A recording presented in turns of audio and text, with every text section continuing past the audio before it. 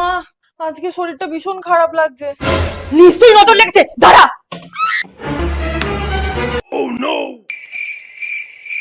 যাই ফেলে দি। এনে, এই দাঁড়া দাঁড়া দাঁড়া, ভর দুপুর বেলায় মাছ মাংস নিয়ে যাচ্ছিস? কি করে? কেউ মনে হয় নাম নিচ্ছে, দাঁড়া। এনে জল খা। দেখো না মা, চোখে কি হয়েছে? কই দেখি। কি করে?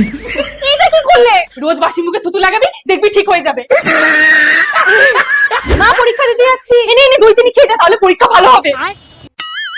পরীক্ষা পড়লে ভালো হবে মা, এইসবে না। তাহলে না এতদিনে হয়েই যেত, যদি এটার জন্য কিছু হয়। কি করে? কি হয়েছে রে?